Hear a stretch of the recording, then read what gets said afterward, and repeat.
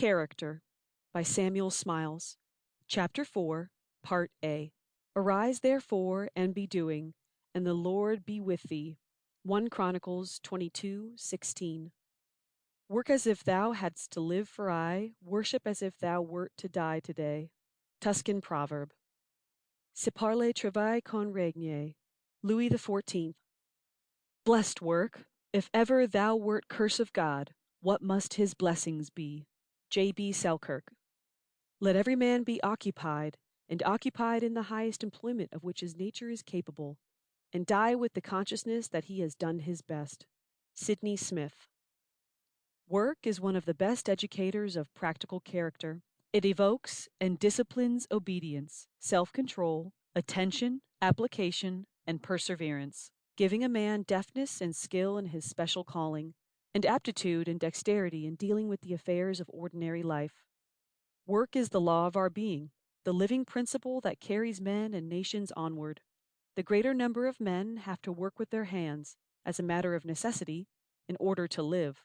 But all must work in one way or another, if they would enjoy life as it ought to be enjoyed. Labor may be a burden and a chastisement, but it is also an honor and a glory. Without it, nothing can be accomplished. All that is great in man comes through work, and civilization is its product. Were labor abolished, the race of Adam were at once stricken by moral death. It is idleness that is the curse of man, not labor. Idleness eats the heart out of men as of nations and consumes them as rust does iron. When Alexander conquered the Persians and had an opportunity of observing their manners, he remarked that they did not seem conscious that there could be anything more servile than a life of pleasure, or more princely than a life of toil. When the Emperor Severus lay on his deathbed at York, whither he had been borne on a litter from the foot of the Grampians, his final watchwords to his soldiers was, Laboremus, we must work, and nothing but constant toil maintained the power and extended the authority of the Roman generals. In describing the earlier social condition of Italy, when the ordinary occupations of rural life were considered compatible with the highest civic dignity, Pliny speaks of the triumphant generals and their men, returning contentedly to the plough. In those days, the lands were tilled by the hands even of generals, the soil exulting beneath a plowshare crowned with laurels, and guided by a husbandman graced with triumphs. Ipsorum tunc manibus imperatorum collibantur agri, ut fast est credere, gaudente terra vomere laureato et triumphali aratore.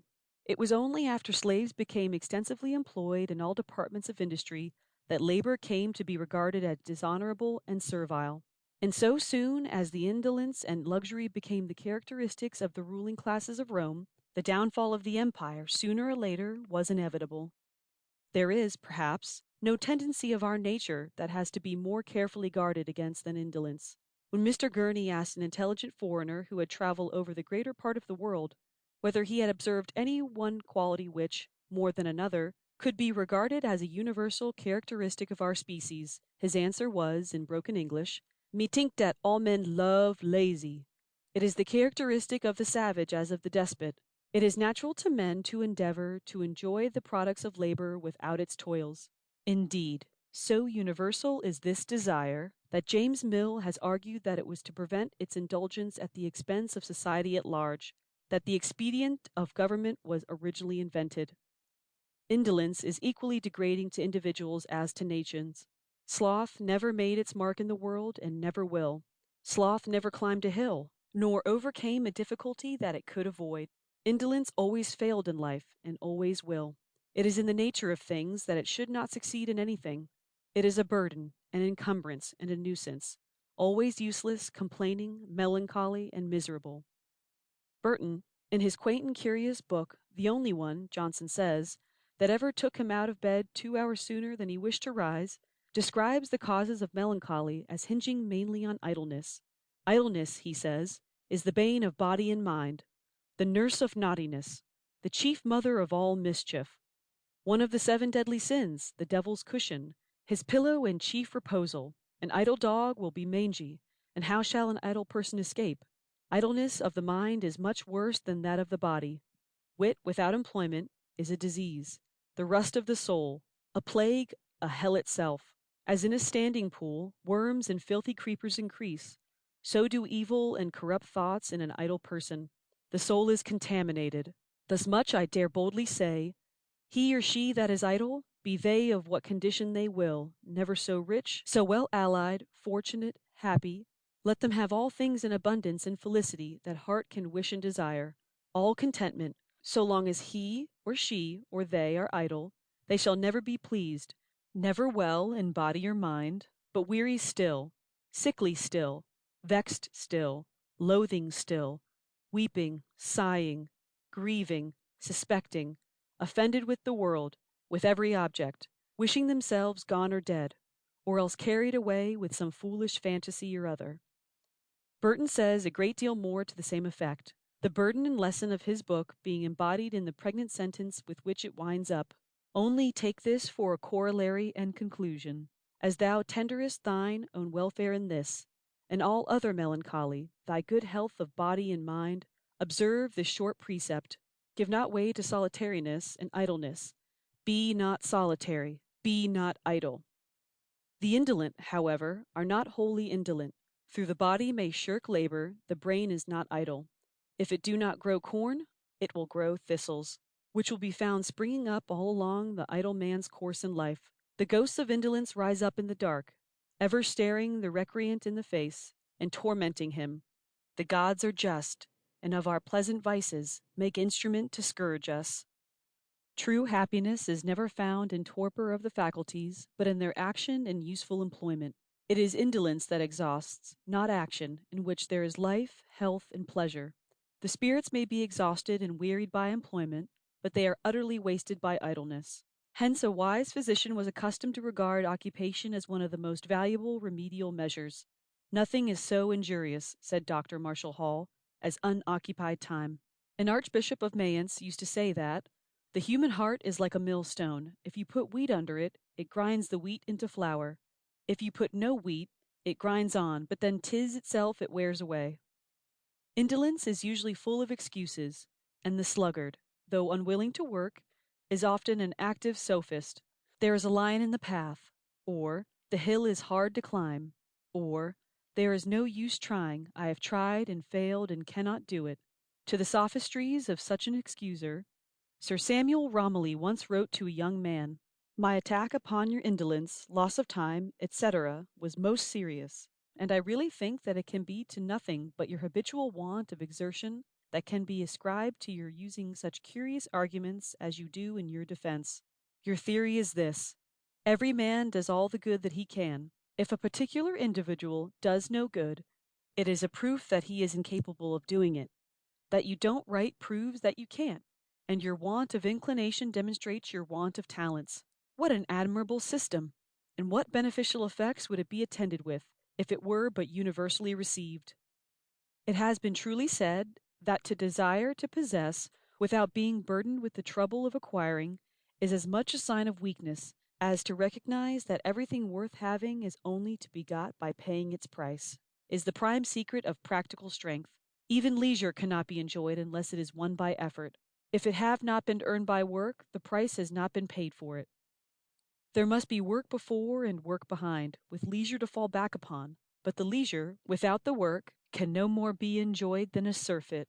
Life must needs be disgusting alike to the idle rich man as to the idle poor man, who has no work to do, or, having work, will not do it.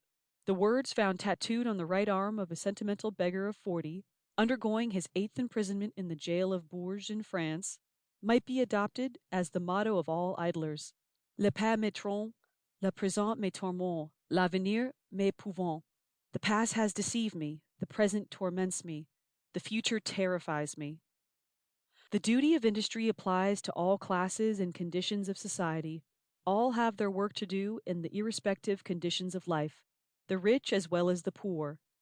The gentleman by birth and education, however richly he may be endowed with worldly possessions, cannot but feel that he is in duty bound to contribute his quota of endeavor towards the general well-being in which he shares. He cannot be satisfied with being fed, clad, and maintained by the labors of others, without making some suitable return to society that upholds him. An honest, high-minded man would revolt at the idea of sitting down to and enjoying a feast and then going away without paying his share of the reckoning. To be idle and useless is neither an honor nor a privilege. And though persons of small natures may be content merely to consume, fruge consumere nati, men of average endowment, of manly aspirations, and of honest purpose, will feel such a condition to be incompatible with real honor and true dignity.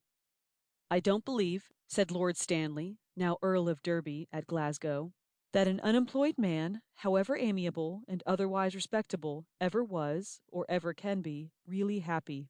As work is our life, show me what you can do, and I will show you what you are. I have spoken of love of one's work as the best preventative of merely low and vicious tastes. I will go further, and say that it is the best preservative against petty anxieties and the annoyances that arise out of indulged self-love. Men have thought before now that they could take refuge from trouble and vexation by sheltering themselves as if it were in a world of their own. The experiment has often been tried, and always with one result. You cannot escape from anxiety and labor. It is the destiny of humanity. Those who shirk from facing trouble find that trouble comes to them. The indolent may contrive that he shall have less than his share of the world's work to do, but nature, proportioning the instinct to the work, contrives that the little shall be much and hard to him.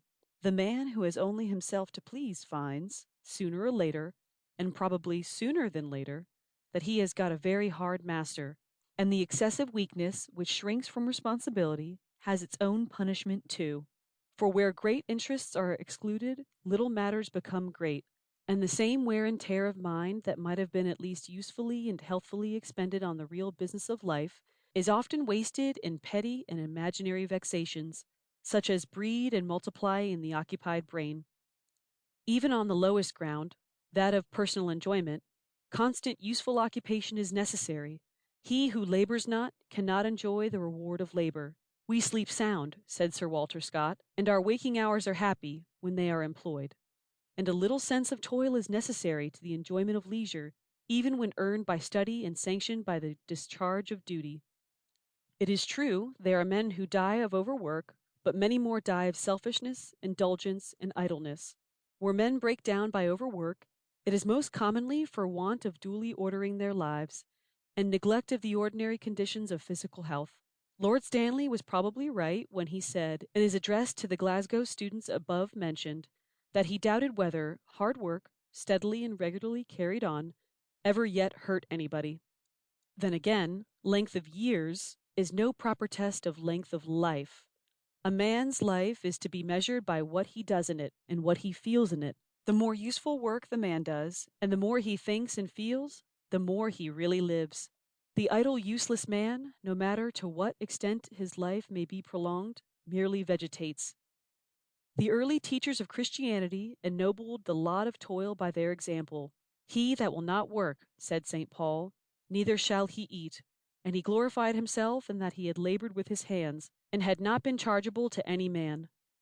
When St. Boniface landed in Britain, he came with the gospel in one hand and a carpenter's rule in the other, and from England he afterwards passed over into Germany, carrying thither the art of building.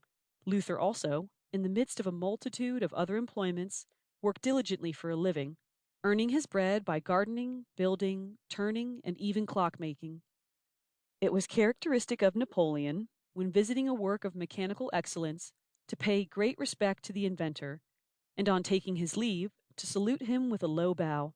Once at St. Helena, when walking with Mrs. Balcombe, some servants came along carrying a load. The lady, in an angry tone, ordered them out of the way, on which Napoleon interposed, saying, "Respect the burden, madam. Even the drudgery of the humblest laborer contributes toward the general well-being of society." And it was a wise saying of a Chinese emperor that, if there was a man who did not work, or a woman that was idle, somebody must suffer cold or hunger in the empire. End of section 12.